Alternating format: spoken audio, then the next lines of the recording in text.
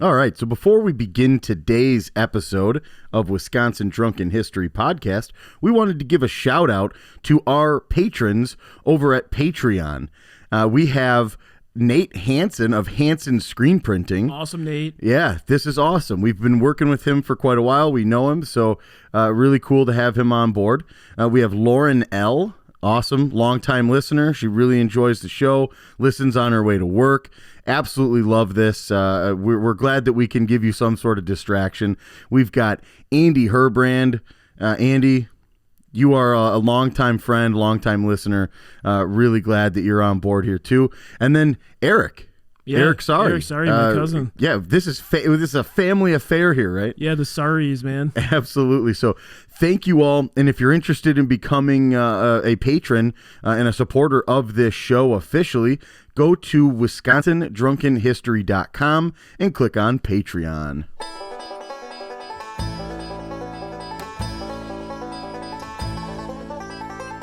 Hey, welcome to the Wisconsin Drunken History Podcast. We are your hosts, Eric Sturgeon. And I'm Russell Sorry. This podcast is about all things Wisconsin, history, music, culture, and beer. Although we don't often use strong language, the content is not intended for young audiences, so listener discretion is advised. If you love the bluegrass music you hear in this intro, please check out Dang It's from Madison, Wisconsin by visiting their website, dang-its.com. Now on to the show.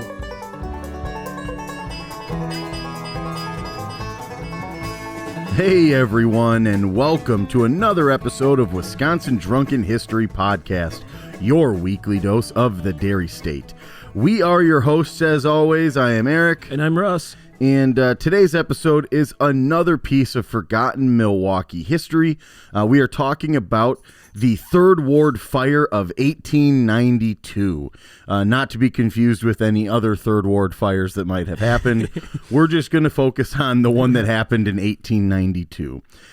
We also wanted to just go ahead and give a shout out to our Patreons again. Of course, this whole thing just kind of happens because of them. They keep us lubricated and well off. So the Third Ward Fire of 1892, an area that, Russ, you and I have been down there a million times. What, Mater's, German Beer Hall, yeah. Usingers. I mean, we've been down there. Exactly. I got in some sausages, some dogs, and I had a couple of 2-3 down there. I had some suds and some pups, just classic Wisconsin stuff. So, yeah, like I said, hey, if you've been to Milwaukee, you've definitely driven by any of these different places that we'll probably mention that probably didn't exist in 1892, but right in that same area. So we also have great Wisconsin music in this episode from Traveling Suitcase. We, of course, have another brew review and an edition of How Many Locos You At?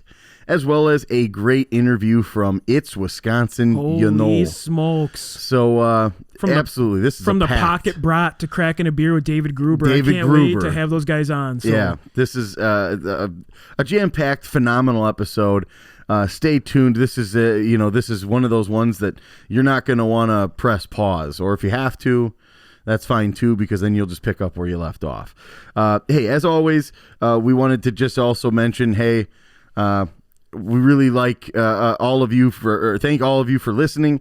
If you could go on and rate, subscribe, review, all that sort of stuff, wherever you choose to listen. And then if you could visit our website, and while you're there, you can find all of our merch. You can find, like I said, Patreon before. Yeah. I mean, past episodes are loaded in there. So if you just want to listen and hear some more Wisconsin Drunken History, that's the perfect place to go, is WisconsinDrunkenHistory.com. Yeah, everything's on there. And just a reminder, if you guys have 2 minutes, if you could go over to our Apple Podcast and give us a 5-star if you love the show. And if not, if you give us a low star, like we've had, I think, 3 now? 2 or 3, I think? Only a couple. I think we've had 2, but, if you're going to give us a 1-star or a lower, if you could just tell us what we're doing that, we can make the show better to make more people enjoy it and make you enjoy the show as well, Yeah.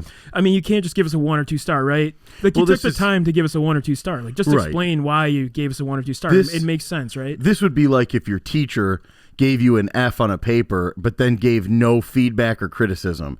That is kind of what we're seeing. When we get these 1 stars, it's just a 1 star, and then there's no feedback or comments. Well, that's not helpful to us because we want to know what we're doing wrong or what we could be doing better. So.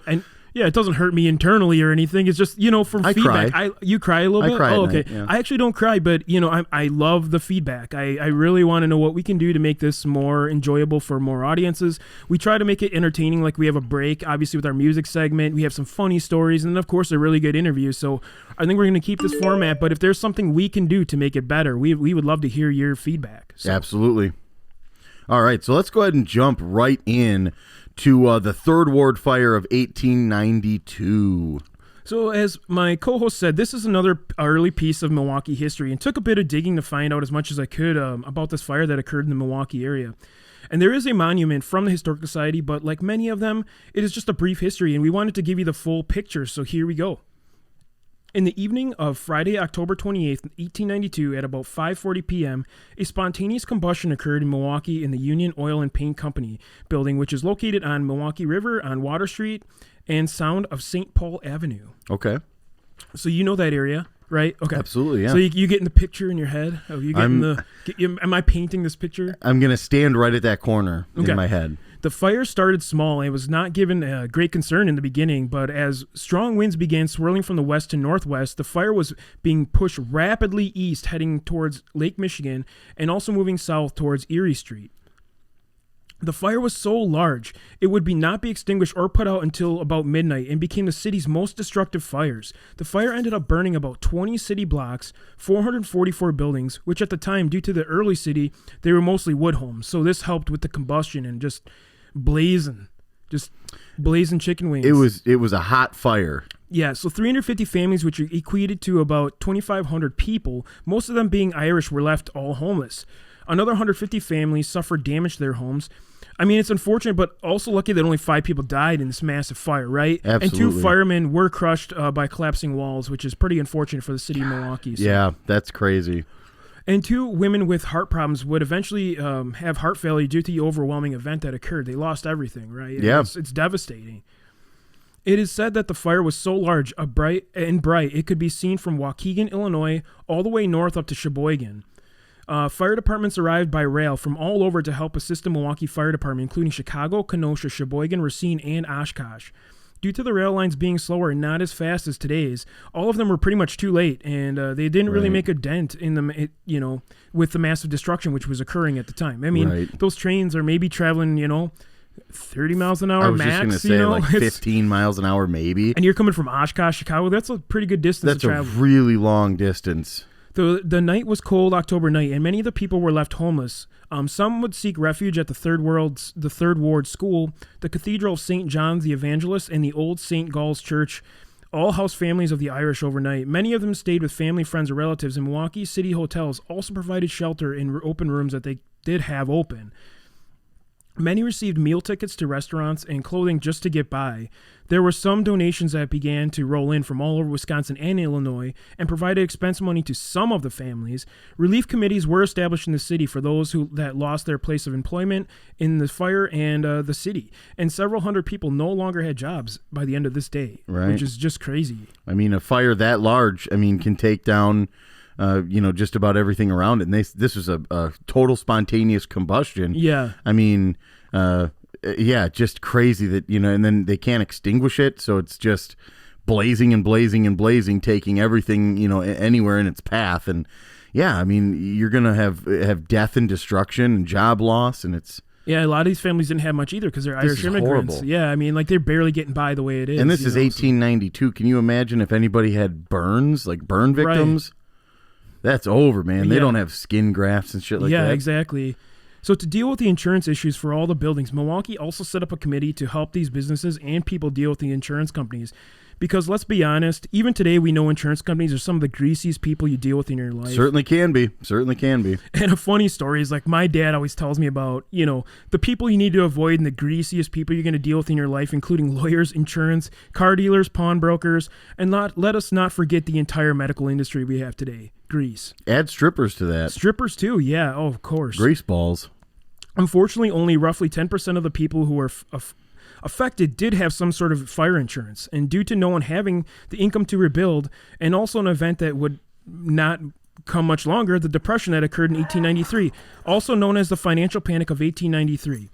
Places were under pressure to start designing as well with more fireproof methods, such as adding bricks to homes to make them more fireproof, which would double the cost of creating a new home. So these people just didn't have that kind of money to throw bricks down. Of course, yeah.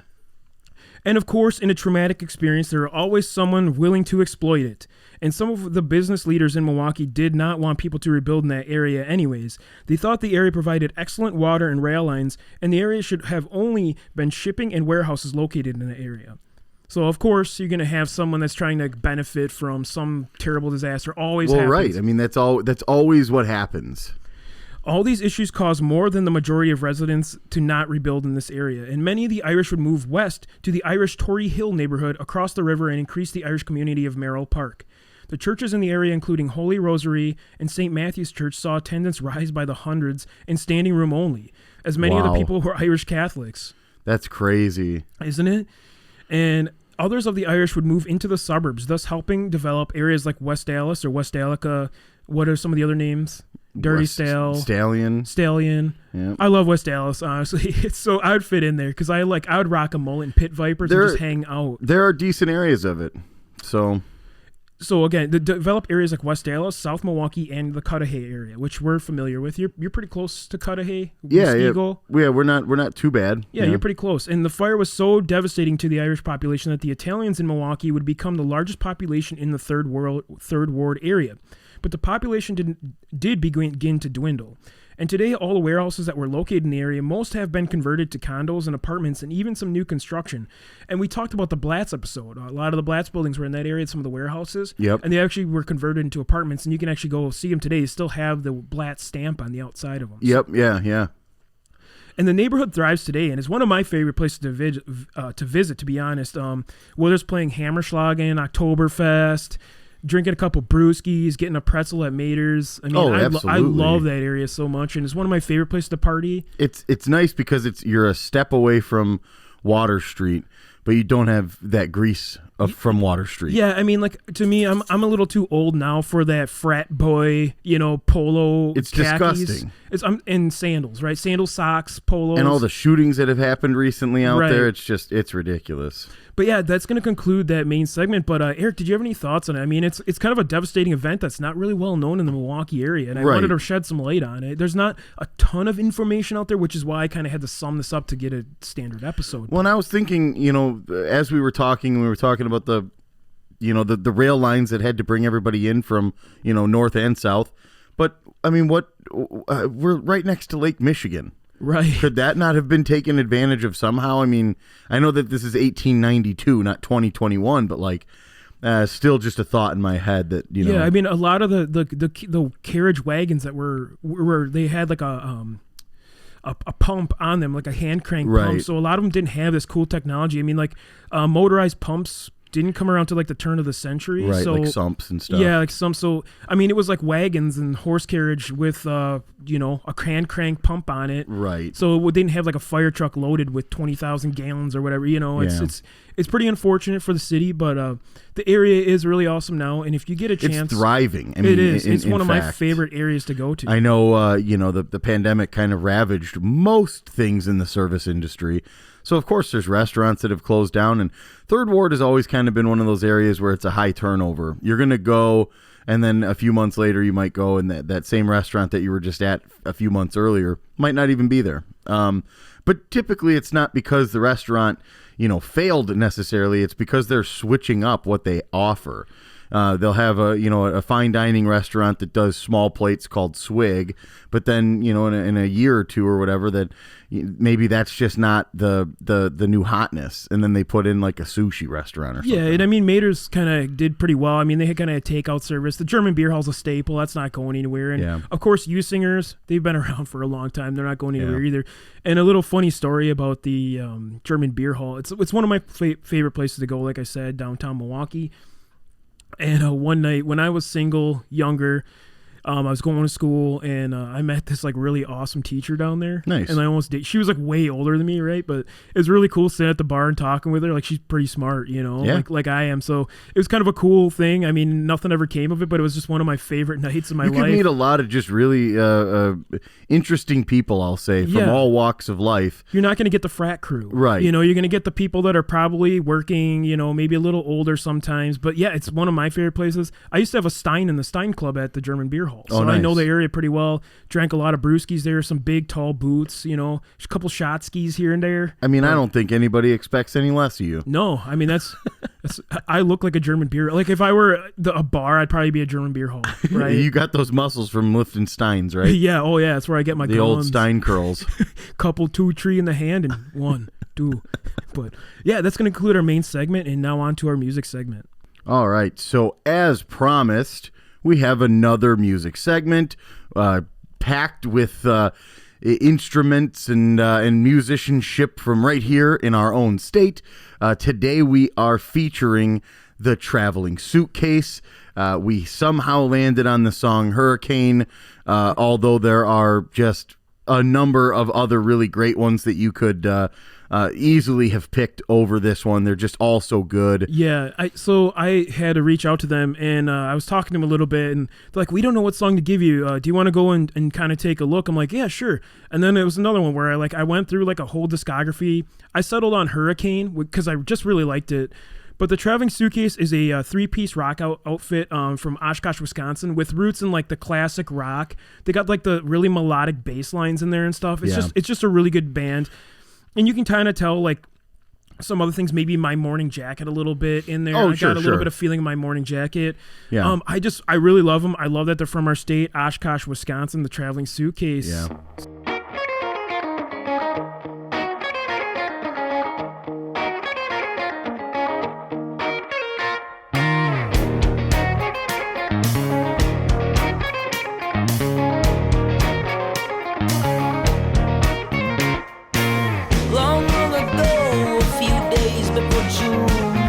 Cobblestone streets, Bissell's avenues, sad cabaret singing around the fountain. With a pipe in my mouth, I exhale the change coming in. I wanna take you there,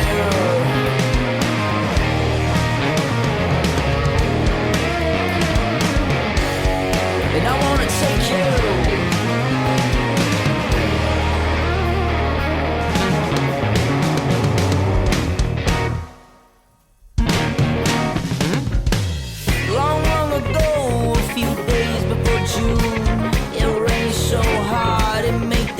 Hard to do.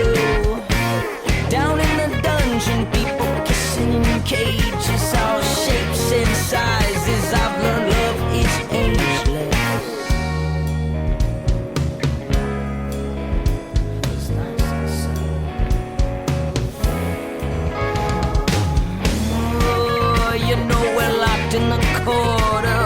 I don't want the whole world, no.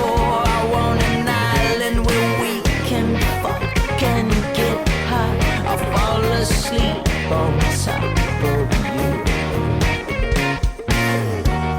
Sean took us to these abandoned projects. The graffiti and the beauty, all is lost in profits. And it made me smile and think, no matter the rain, we can all get together and sing.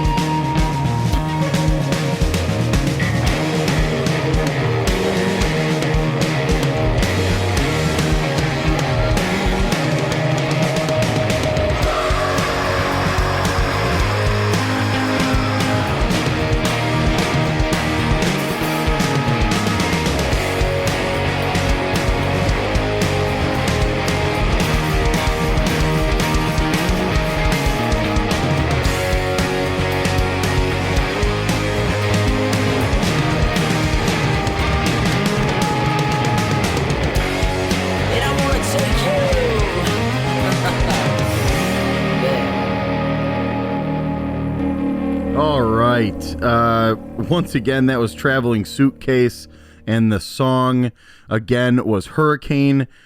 Again, I mean, honestly, it's just one of those bands that you can't pick exactly the one to feature. So I wouldn't be surprised if you go out there and you search up Traveling Suitcase and you find out that they're your new favorite band, because the music is just so damn good.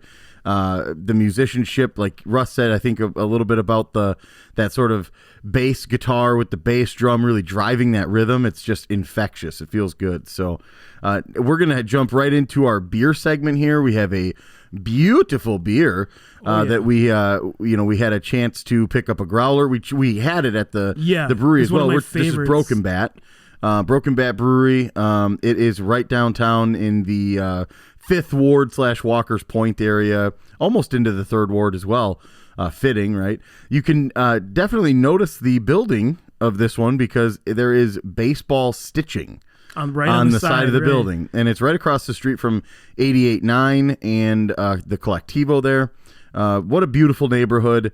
And then you slap a really cool brewery like that in there, and you can't help but have just a blast, because the brewery itself, they have like a baseball field inside where you can play stickball. You can smack some balls around. So what do we got here? It's a pineapple milkshake IPA kind of thing? So we're drinking the Beach Ball, which is a milkshake, pineapple milkshake IPA, coming in at 7.2% ABV.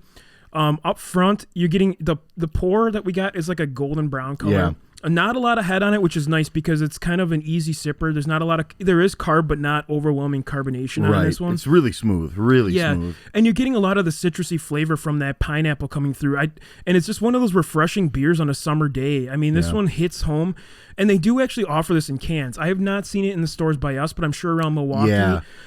In the can's awesome. I mean, it's beach ball, right? So you got like a summer feel to it. There's like a baseball player on it hitting a beach ball instead of a baseball on it. You can't miss it. It says beach ball on it, Broken Bat Brewery. Yeah, and who hasn't hit a beach ball with a baseball bat every once in a while? So I've smacked one of those suckers. I mean, it's fun to hit oversized balls with a baseball bat. And honestly, it's just kind of like that summer beach party feel to this beer. And that's what I'm getting right off the bat. You're getting the hints of the IPA, right? You're getting a little bit of that bitterness, but you're also getting that sweet edge from the milkshake lactose. Exactly. Yeah, that's what I was going to say was that heaviness that you're feeling is not from the IPA feeling. It's from that lactose of the milkshake, and it's a really good beer. I mean, it's just a solid drinker. Again, it's like you said, it's really smooth. It's not that it's not overly carbonated or anything. So it's just it's an easy drinker. Yeah, I mean, this one, like, for the uniqueness factor, I think this one gets some stars from my book. Gets points, yeah. Yeah, I mean, when it comes to pineapple and grape, I'm a pineapple grape guy. Those are probably my 2 favorite fruits. Absolutely. Mango is up there, too. But this one, like, hits home. I love this thing. I really hope I can find out what stores have it if it's coming to distribute close to me. I know in the 262 they probably have it, but I don't know about the 608 over by me. I'm not sure, yeah. Again, it's a... if you have a chance to go down and see the brewery itself and grab a couple of growlers or crowlers, that'd be even better. Have a couple safely in the tap room, because it is an awesome tap room. It's one of the biggest tap rooms I think I've seen. Yeah, and you got all this baseball memorabilia, bobbleheads in there, and it's just the bobblehead museum's right across the street too. Yeah, it's really close there. You got the radio station too over there, 88.9, 88.9, and it's just one of my favorite breweries I visited. They're really nice people. We didn't really get much of a tour when we went, because I think it was just they showed us the back room, the really cool brewery. There was some construction going on too. And I understand adding and expanding. Exactly, and there were some balls being hit while we were there. There's some people. Somebody was back there smashing balls, man. And yeah, I mean, they got really cool memorabilia. They can watch any game there. It's just like a really comfortable setting, kind of a Cheers feel, like everyone knows your name. It's really nice people. You could take a pretty sizable group there too.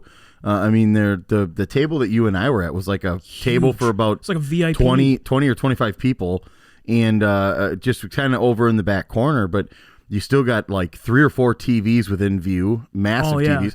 You're over by the bathroom at that point too, which is even better, and all the bobbleheads over there. So I recommend, hey, if you can't find this thing in stores, don't worry, because you can go downtown and have an absolutely awesome time. And again, it's really close to like the Summerfest grounds. So if you're hitting up Summerfest in September, check this out. Yeah, I agree. So remember, this one was the Beach Bowl Milkshake Pineapple IPA. Make sure to grab it, check it out, wherever you can find it. And that's going to conclude our beer review. Grab a seat, gather round, join us for a chat. How many locos you at? All right, folks, you know what that means. How many locos you at? That sound You know what it is. It cues up all of the wild, cool stuff that we experience in the Loco segment, as we call it. This one is especially greasy. It's pretty Wisconsin, right? Let's just be honest about this one. I like this one a lot. I know. We joked. We were like, wouldn't that be funny if we could just type in Google Culver's DUI? And guess what? There is a real thing. There's a few of them. So the headline here of the article is "Man Arrested at Culver's Drive-Thru for a 7th OWI." Cripes. So it's already starting very, very cool. A man was arrested for drunk driving after he pulled up to a Culver's drive-thru and scraped his car along the side of the building. Oof. Now we all think about that. I know that when I'm driving into the drive-thru, in my head immediately is like, I could accidentally get a little too close here and get excited about getting a cheeseburger or a taco and accidentally scrape the whole side of my car or knock my mirror off on those big concrete pillars they got. But this guy really did it. Yeah. So this individual is 56 years old. He is facing charges for operating while intoxicated. Officers say that this is his 7th OWI offense. Holy smokes. What was that? Spanish? Yeah. I like it. Keep doing that. And if you could do the whhole podcast in Spanish. You've been spending a lot of time down in Mexico. I've been down there nonstop. My Spanish is pretty damn good at this point. You're getting there. Yep. You'll be ordering off the taco menu. Yo fue al Culver's, dude. Dude. So that's the language of love. Yep. So this incident happened on a Friday night at a Culver's on East Town Boulevard. Police say that an employee smelled alcohol on this guy's breath and then instantly called for help. You know exactly what to do. So he had the smell of alcohol. He must not have got a Butterburger down his Hell throat. no. So he didn't get any of that scent soaked up. No, So, he smashed his car into the side of the building. The cheese curds grease wasn't helping. He didn't get anything for it. So the Culver's staff brought this individual a free scoop of custard in an attempt to keep him from driving off. That's a deal. Hell yeah, man. So the employee said that the guy joked, "Do you have any Bloody Marys in there?" Jesus. Dude, you're going to get arrested now, and you have no idea? You just smashed into the side of a building and you're hammered. You don't even think for a second that they're calling the cops? Can I get a Bloody Mary in a basket? Yeah, can I get a Bloody Mary in a scoop? What a fucking idiot. When the police asked him if he had been drinking, he replied, 4 of 5 beers. I'm not going to lie to you. Well, at least he's truthful drunk, right? He said 4 of 5 beers. Oh, not okay. 4 or 5. 4 of 5 4 beers. of 5. I'm finishing the 5th one right now. It's in progress. He's currently working on the it. 5th. Really, I mean, just what a unique story, I guess. So what was the bail set at 200 Scoopy tokens?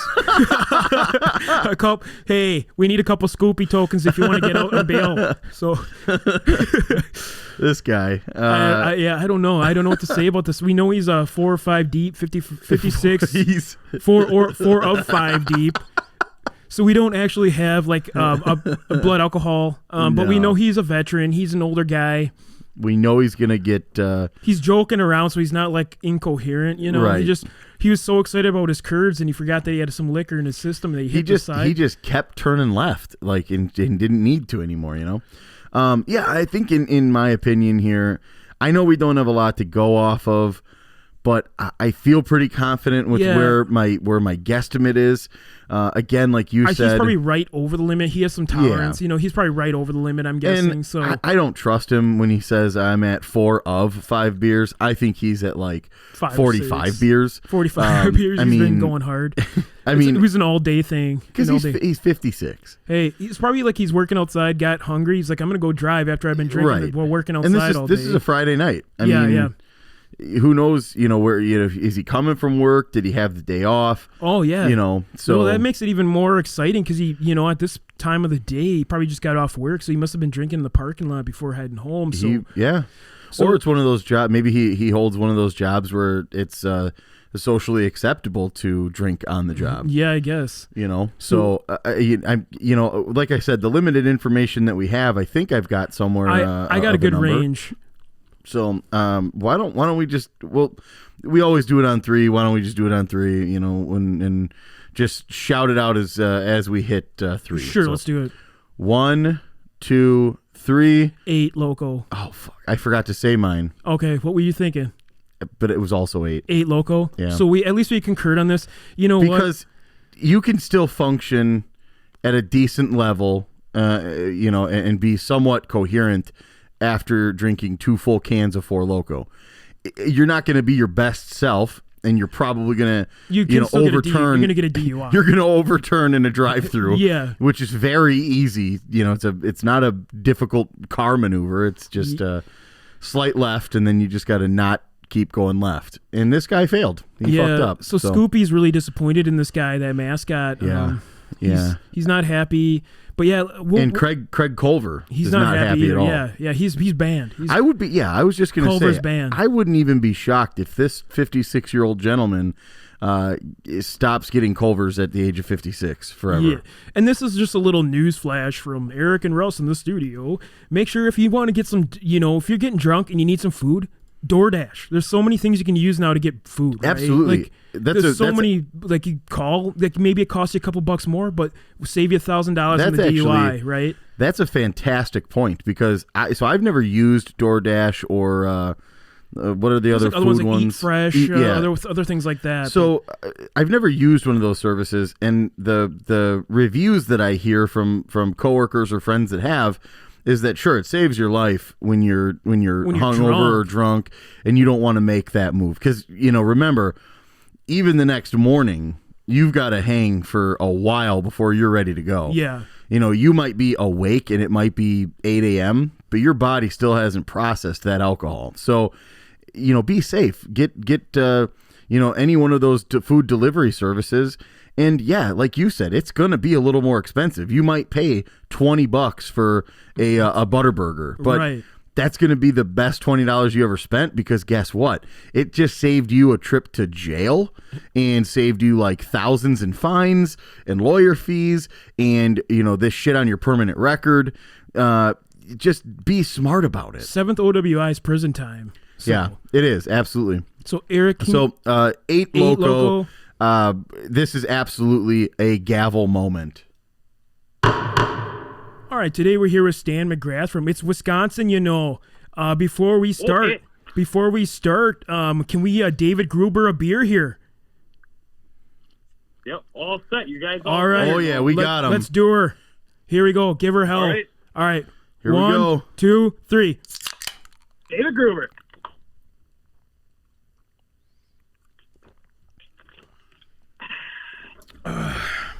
Woo! Right on. Wow. That'll wake up in the morning. Woo. I'll tell you what. That is the best way to wake up. This is the best way to start a podcast interview. Folgers doesn't have anything on David Gruber. No way. So we just wanted to ask, how did you get your start there in comedy? Well, a couple years back, my buddy just got a camera, and he's like, hey, Stan, you want to star in some videos? You mind if I just film you a drink? And I was like, yeah, just go ahead. And, a couple years later, here we are. That's so awesome. I love every video you guys have. I pretty much regularly watch them, subscribe. Oh, yeah. I mean, I love everything. And we got to ask you, are you guys going to be marketing that pocket brat anytime soon? Oh, we would definitely like to, but we just got to wait for Johnsonville to give us the green light. And, we'll hit the road and hit the ground running, and we'll market the heck out of it. Absolutely. Great. And that's what better way to enjoy a brat than to just have one on the go and always on the ready. You never know if you're going to get hungry. Exactly. Pocket brat's always the solution. Right. I mean, you go in the milk a cow, pocket brat. Yeah. Mow the lawn, pocket brat. Yep. You better believe I'm gonna carry a couple of those. Brat. you're at a Packer game, pocket bra. They're not checking for those. Well, right. That doesn't show up on a metal detector, so you're good. Right. Yeah, you can always tell them it's just you. Hey. Yeah, exactly. Is that a brat in your pocket, or are you just happy to see me? That's what I was just gonna say. Yep, you fought me. You got me, bud. And so we were going to ask, too, when it comes to Quick Trip, do you have a sandwich of choice? I know for me it's always the or mushroom, a snack. the mushroom Swiss. Yeah. But Well, holy smokes, that's a solid choice. But I'm a sucker for deals, so whenever I see that 2 for $2.22 deal, Yep. gotta get that. And I always throw either a roller bite or an egg roll in with that, and I'm set for a little while. You're a savvy shopper, and that's one reason that we really like you as well, because you don't want to be overspending, because you still got to have money for all the essentials, milk, eggs, cheese. Yeah, that and beer. You always got to keep the beer fund, plentiful. So Exactly. the 2 for $2.22 is the way to go. They just had the ribs this morning. I was like, Ooh. oh my goodness. Dang. I might have to stop back out today. Oh, please do. You're I stopped gonna. this morning, cranked down a couple of breakfast burgers, and I got the 2 for $2.22 sitting in the car. A Clutch Energy. A Clutch Energy. Heck yeah. For beer. And then you got to get a Pedialyte for the day after. So Of course. For your health. yeah. And so we were going to ask too, what kind of stuff do you got in the works that we need to keep an eye out for? I guess Any making fun of Chicago stuff? Yeah, we always got to spread the hate for them. So, Right. but yeah, we've been working quite a bit on our merchandise, and might have a couple shirts coming out pretty soon, Awesome. and possibly some playing cards so you can drink with some playing cards. Oh, great. Play a couple games of euchre. Yeah. Awesome. Oh yeah. I can't wait. And yeah, we'll pick up some of those shirts to rock in the Oh, yeah. studio and show them off. Yep. Play Circle of Death with those cards too. Yeah, anything a little, maybe a little throw it back and do a little go fish, but more of Ooh. a adult version go drink. Yes. Oh, it's a good one. Never heard of it, but I want it. I'm gonna play. Sounds like a good idea. And so before we let you go, Stan, we got a few questions to find out. How Wisconsin are you there, guy? And are you ready to participate? Heck yeah, let's do it. All right. So what do you consider to be up north Wisconsin there, guy? I would say probably anywhere north of Green Bay. Yeah, that's not a bad answer. Yeah, I mean once you get above the Green Bay Packers there, it starts to really feel like the wilderness and the kind of untouched and unpaved road. Yeah, and you can definitely tell where it starts. Where the trees get a lot taller, and it's just you get that up north feeling going on. Exactly. You see that statue of Lombardi in the rear view mirror, and you're like, "Oh, hey, I'm leaving civilization behind." So that's when you know, yeah. And we got to There's only ask. one section there north. We got Exactly. So we got to ask. Have you tailgated at a Brewers, Packers, and a Badgers game, and have you David Grubert at all three? I have not done the trifecta yet, but yeah, it's been a year since last year was a little weird, but I definitely want to get out tailgating again and yeah, just get out there. It just feels like home.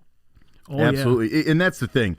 The people that put all these things together for these sports teams, they've really done a great job of really making me feel like I'm right here in my own backyard. Yeah, that's why I love Wisconsin so much, is because it's just like you're out with family gathering pretty much at these events, rather than you got these big city things like Illinois with the Chicago Bears. Like it's not tailgating or anything. No, it's gross. Yeah, it's just like the Chris Farley skit, the Ditka. Mm-hmm. The Bears are just choking down sausages. There's no beer involved. No. So, so we got to ask too. The next question: Supper Club. Do you have one that you recommend checking out? Ooh, I'd have to think on that one. There's too many. I mean, there's just too many to choose from. I mean, exactly. Like, they all got a little of their own touch. They seem, the same, but if you look carefully, they all have a little of their own touch. So, Yeah. But Yeah. I'll say one thing: they all have great old fashioned. Isn't that the truth? I think we've asked somebody before, what do you think a supper club is in your opinion? And honestly, one of the best answers I heard was they have to have a great old fashioned. Like, it's key.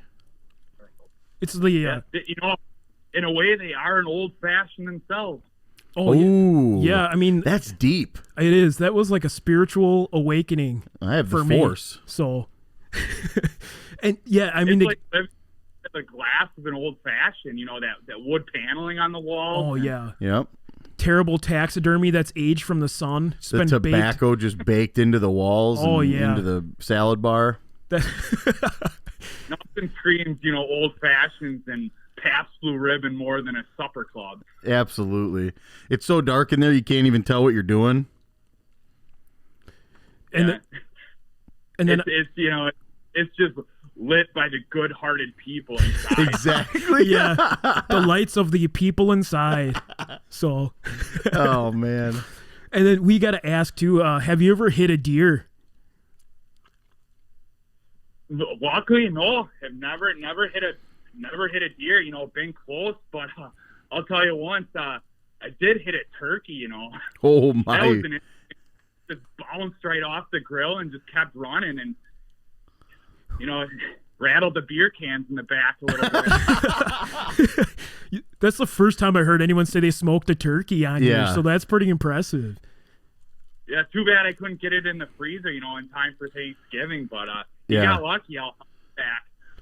You pluck it's already tenderized. You just pluck it and throw it right in the deep fryer, and you got a Christmas dinner for family. Burn your whole house down by trying to deep fry a turkey like everybody else does.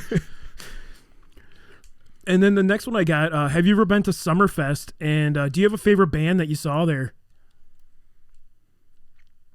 Ooh, it's been a few years since I've been to Summerfest, but just looking back at the handful of years I used to go down there. I'm a big fan of 90s rock. Nice. So, back when Laser 103 used to be around, they put on Jerry Cantrell came there one year and saw him, and enjoyed a couple fridge bricks. Awesome. Might not have been of age then, but we'll keep that on the DL. Right on, yeah. I mean that's a pretty awesome show. Jerry Cantrell is awesome. So yeah, no, I mean that's one of those opportunities that I think you could only really experience at Summerfest. Right. They can just draw in like everybody. Yeah, and I'm just gonna pour out a little bit of my beer just for Laser 103 right there. Absolutely. You know what? I'm gonna do it too. Right on. We're gonna dump a little right on the floor here. I'm gonna do it right on the carpet. I don't care. Laser 103. This one's for you. So yeah, always. I'm still in search for a Laser 103 bumper sticker you put on your bumper. So if you guys ever stumble across one of those, that's a relic. It's coming your way if we do. I promise you. I'll take a whole bumper for you. Yeah. I'll go to the junkyard and take a whole bumper and send it your way. I could, it would look good over the fireplace. Dude, that would be a hell of a mantle, right? The bumper off of an old 93 Ford Tempo or something with a Laser 103. Corsica. Yeah. Yeah, put it, set a couple fridge bricks on top of there. That's a classy pad. So okay, so the next one I got to ask you too, and this one's probably dumb for you, but do you have a Quick Trips rewards card? I do. Yeah. Awesome. His is gold. It's platinum edition. Yeah. Awesome. I should put it in a lanyard and show up with that thing every time I walk in the door and look like that scene from Wayne's World where they're flashing their backstage passes.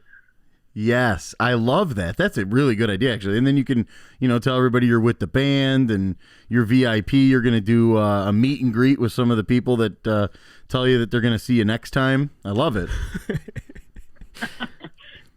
All right. It is. It's like, when I see the cashiers there, practically want to, bow down, I'm not worthy.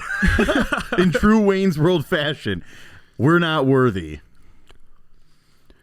So I got one more for you. This one we got to have broken down. So we're talking about sausages and cooking up a brat. So A, what is the brat you recommend using? And then B, what kind of beer are you using in that brat to make that sucker a beer brat? First of all, using Johnsonville, you know, they're just the gold medal in the brat world. Yeah. And as far as you know, the beer, definitely Pabst Blue Ribbon. You know, nothing beats the taste of an ice cold Pabst. And since, you know, I live that logic, it's just the brat's got to enjoy that too. So yeah, I grew up on them. So yeah, I mean, hey, that's sound logic. That's basically science. You know, you love Johnsonville and you love PBR. They're gonna all meld together and become the duo that is, you know.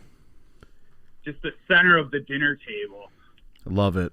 And that sausage cock is just gonna bathe in that PBR and love every minute of it with onions surrounding them. Hell yeah, it's a sauna. Yummy. So. And you always got to, you know, cook a few extras for those pocket brats, you know. Yes. Have some in the fridge where you can just slip them in your drawers and have them the next day for a snack. So. Absolutely. Oh yeah, that's the way to go. Awesome. Stan, thank you so much for your time today. It was an awesome interview. We look forward to maybe doing some weird skits with you in the future because we got some pretty hilarious ones that we've done. Absolutely. So yeah, just keep in touch and thank you so much for your time today. Yeah, definitely. You know, thank you guys and really appreciate it. All right, enjoy the rest of your Sunday, and hey, make sure to cook up a few extra for your pockets. Sounds good. You know, it's one of the last Sundays before Packer season, you know. Absolutely. The Raj is back, too. Yeah, so go Pack, go. Go Pack. For sure, go Pack, go. Cheers to that. Cheers to Wisconsin, and we'll talk to you guys soon. All right, that was an excellent interview. That was great. With It's Wisconsin, you know, and we wanted to go ahead and do another Apple podcast review that we received. This one is very, very recent. It came after the Some Nerve interview episode. Yeah. And this one is titled Micro Brewery Some Nerve. We got 5 stars from Dan/M. They wrote, enjoyed the show as much as we enjoy Some Nerve. Bill and Jessica are fabulous hosts. Bill and Jessica, of course, are the owners and proprietors and hard workers of Some Nerve. They are the blood, sweat, and tears behind the excellent beer that is made up there in Manitowish.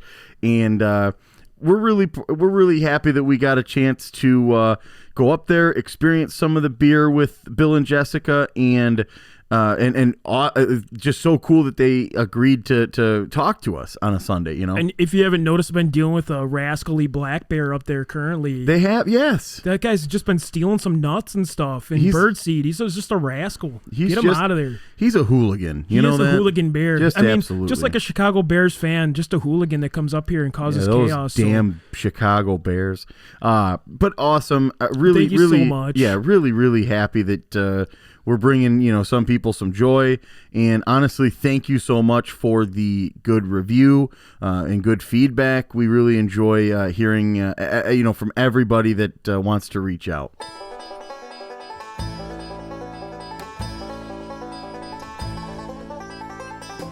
All right, that concludes this episode of Wisconsin Drunken History Podcast. If you enjoyed this vulgar display of Wisconsin, please like and subscribe on whatever streaming platform you prefer.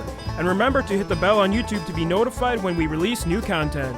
Also, if you have any suggestions or ideas for future episodes, please send us an email at widrunkenhistory@gmail.com or head over to our Facebook and Instagram pages. Thanks again for listening, and remember, as always, Watch out for deer on your way home.